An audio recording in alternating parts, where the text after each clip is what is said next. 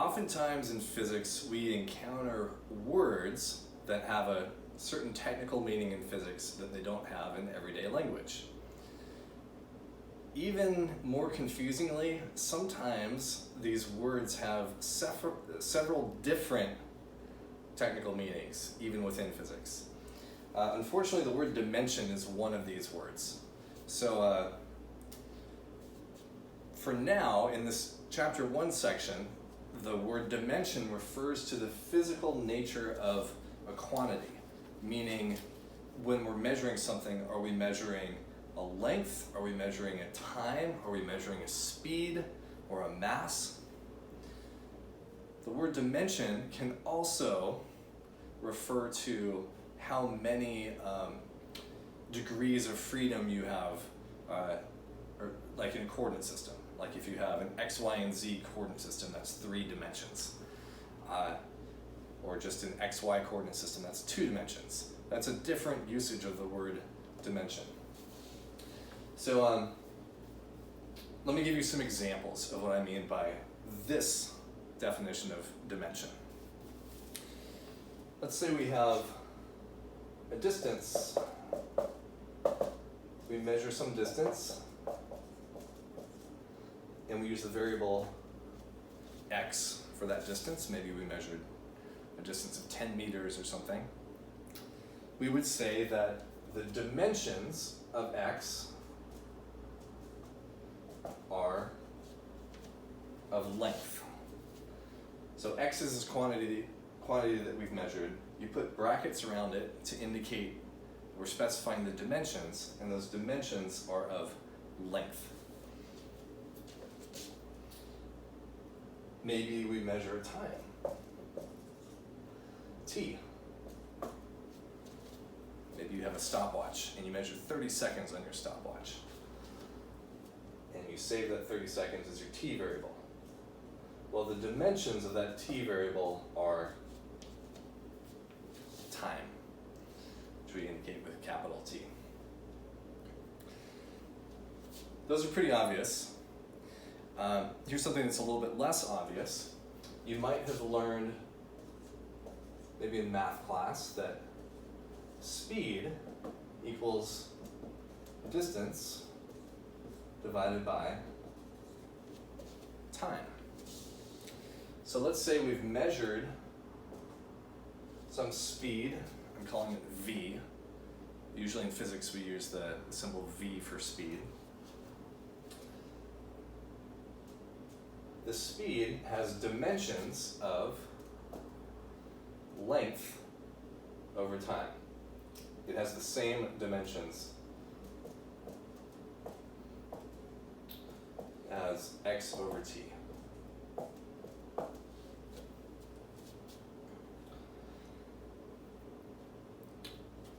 Anytime you have an equation, the left and right hand sides of that equation must have the same dimensions. Otherwise, that equation can't possibly be correct. So one way to check if you've done your work right, say if you have a problem that's involving a lot of algebra and you get to your final answer, is you can check the dimensions on either side. So let's check the dimensions of a pretty simple equation.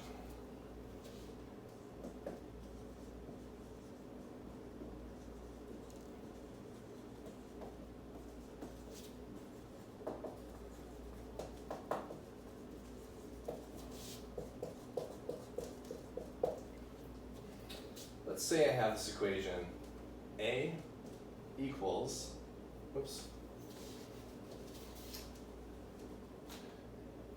V equals AT.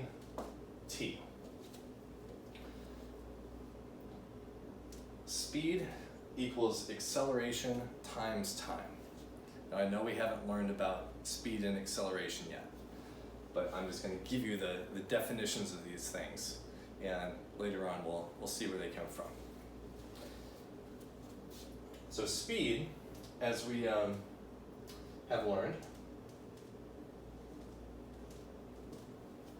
has dimensions of length over time. We just showed that. Now, acceleration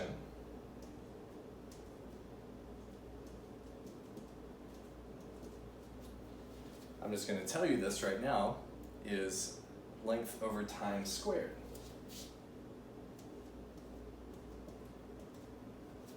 Later on, we'll see where that comes from.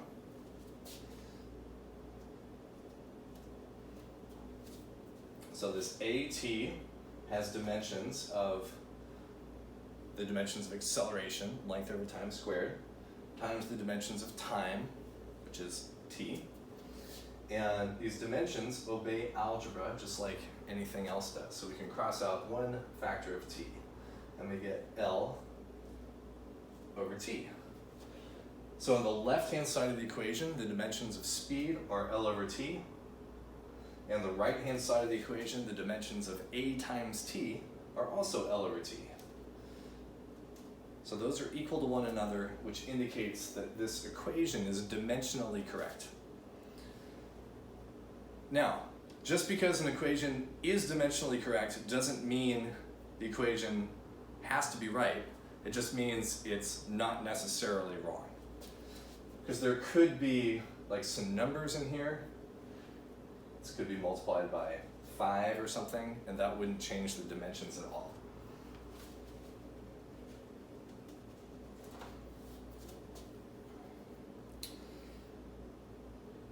Let me show you one more example. Let's derive the most famous equation in physics.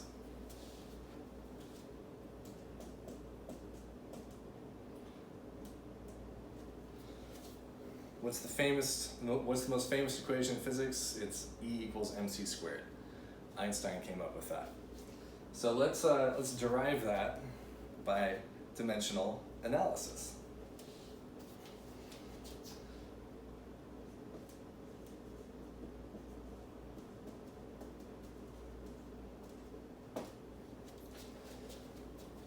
This involves some prior knowledge, but we'll get there in a few weeks. E means energy. Energy has the dimensions of mass times length squared divided by time squared. And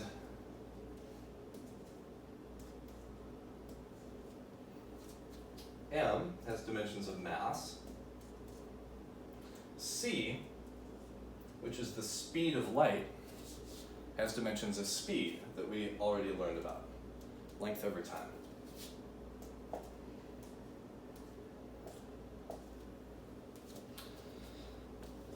So we can quote unquote derive this equation by noticing that since E is mass times length squared over time squared, if we combine mass with length over time squared, we can get two sides of the equation to equal one another.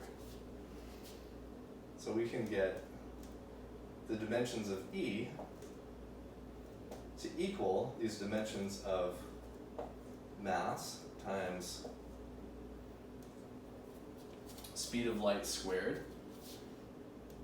Both sides are equal to m L squared over t squared, which suggests that E equals mc squared. Now that's not how Einstein figured this out, but this is a way that you can quickly generate relationships between quantities.